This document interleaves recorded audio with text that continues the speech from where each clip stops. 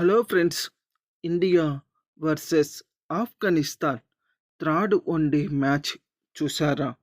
అసలు మ్యాచ్ జరిగిందా లేక వన్ సైడ్ వార్ జరిగిందా? కేవలం 28 ఓవర్లోనే ఆఫ్ఘనిస్తాన్ని లేపేశారు మనోళ్ళు. ఒక పక్క విమర్శలకు చెక్ పెడుతూ రోహిత్ శర్మ కమ్బ్యాక్ ఇన్నింగ్స్, ఇంకొక పక్క Prasidh Krishna career best bowling. అసలు ఈరోజు చాపక్ స్టేడియంలో ఏం జరిగిందో, ఎలాంటి రికార్డులు బద్దలయ్యాయో ఈ వీడియోలో క్లియర్గా చూసేద్దాం. స్కిప్ చేయకుండా లాస్ట్ వరకు చూడండి.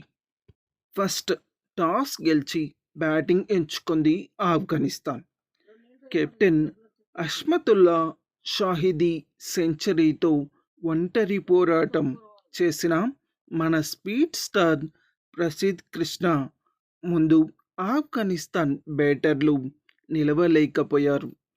చిన్న జట్ల మీదనే ఆడుతాడు అనే విమర్శలన్నిటికీ ప్రసిద్ధ్ కృష్ణ ఈరోజు తన బౌలింగ్తోనే ఆన్సర్ ఇచ్చాడు. కేవలం 23 రన్స్ ఇచ్చి 5 వికెట్లు పడగొట్టి ఆఫ్ఘనిస్తాన్ని 218 పరుగులకే ఆలౌట్ చేశాడు. ఇక మ్యాచ్లో హైలైట్ ఏమిటి అంటే రోహిత్ శర్మ ఫీల్డింగ్.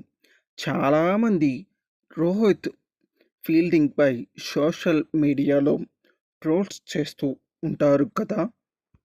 కానీ ఈరోజు రోహిత్ స్లిప్లో బుల్లెట్స్ లాంటి 3 అద్భుతమైన క్యాచ్లు అందుకున్నాడు. అది కూడా ప్రసిద్ధ్ కృష్ణ బౌలింగ్లోనే కావడం విశేషం.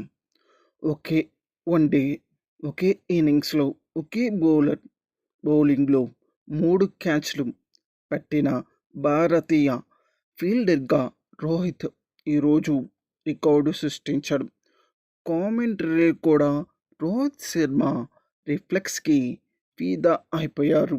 219 రన్స్ టార్గెట్తో బరిలోకి దిగిన టీమిండియా ఇది వన్డే మ్యాచ్ అన్న సంగతి మర్చిపోయి టీ20 రేంజ్లో ఆడింది.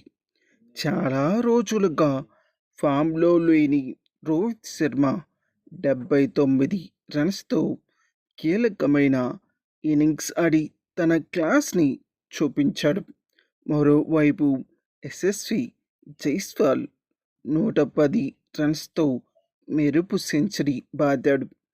ఈ ఇద్దరి దెబ్బకి కేవలం 28.4 ఓవర్లోనే 1 వికెట్ కోల్పోయి టీమిండియా మ్యాచ్ని ఫినిష్ చేసింది.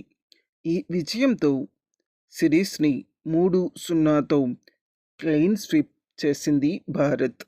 ఈ మ్యాచ్లో రోహిత్ ఫామ్లోకి రావడం వరల్డ్ కప్ ముందు టీమిండియాకి పెద్ద గుడ్ న్యూస్.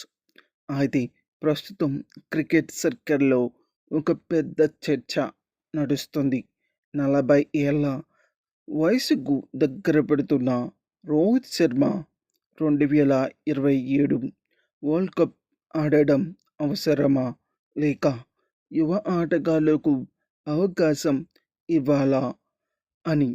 అయితే మీ అభిప్రాయాన్ని కింద కామెంట్ సెక్షన్లో ఖచ్చితంగా షేర్ చేయండి. ఈ వీడియో నచ్చితే లైక్ చేయండి. క్రికెట్ అప్డేట్స్ కోసం ఛానల్ని సబ్స్క్రైబ్ చేసుకోవడం మర్చిపోవద్దు. See you in next video. Bye bye.